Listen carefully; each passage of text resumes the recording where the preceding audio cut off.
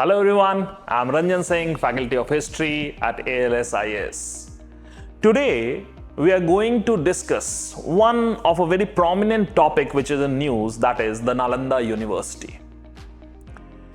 India has been a global center of higher education during ancient period. And the centers like Nalanda, Takshila, Vikramshila, Vallabhi, Kanchipuram, etc. are some of these prominent centers of excellence from our ancient and early medieval period.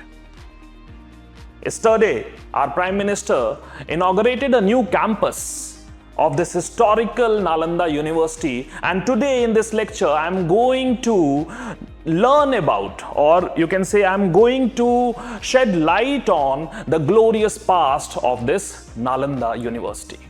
When it was established, what kind of education was imparted, and who were the people who were associated with this center, the students, the teachers, and how prominent this center was during your 5th century CE till your late 12th century CE.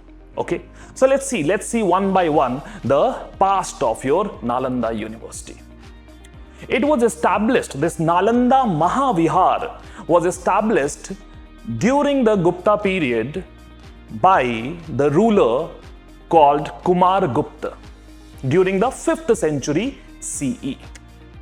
But if you look at the history of this Nalanda as an education center, you can go back to the Mahajanpad period when a small vihara or a monastery was established at this center by one merchant.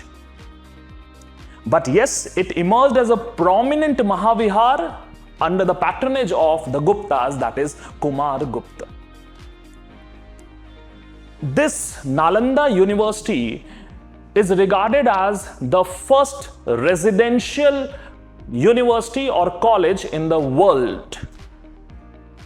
And here we saw that students from different parts of the world, especially your Southeast Asia, China, Japan, Mongolia, Sri Lanka, Tibet, all of them came to learn about not only Buddhism but other subjects which were being taught in this university.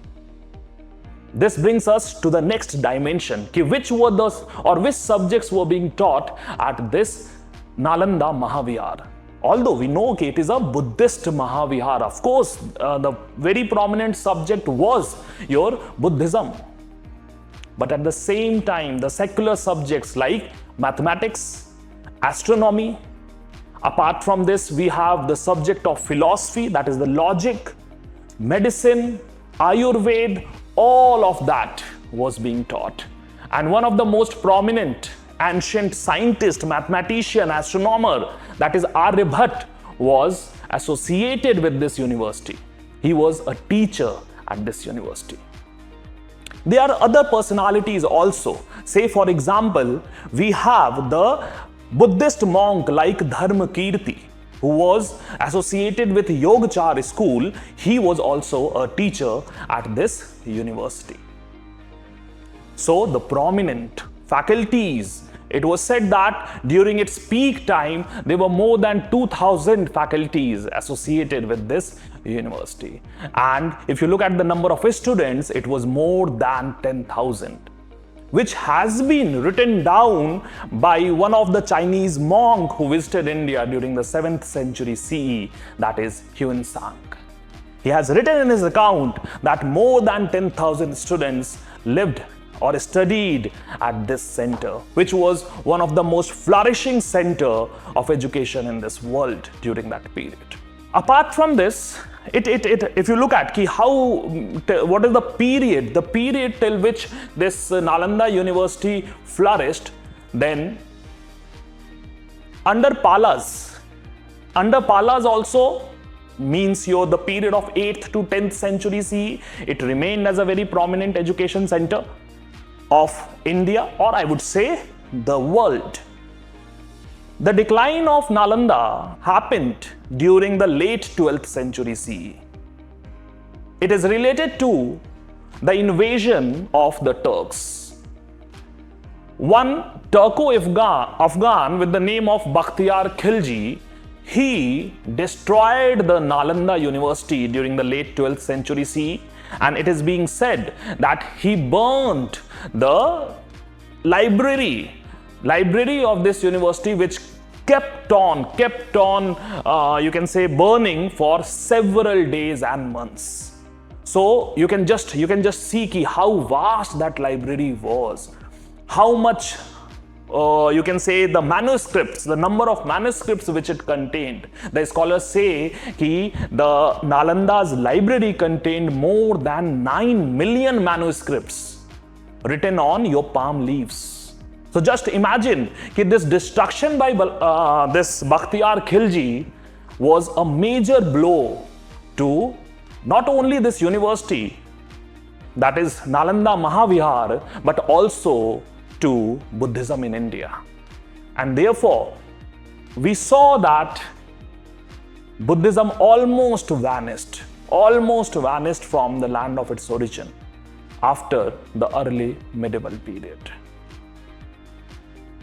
The yesterday's inauguration of a new campus of this Nalanda University is a mark of glory, or it's a sign of, you can say, prestige for us, because after this we will try to revive this center of excellence, and with this we will try to revive the education system as well as the global position of India in this whole education system in future.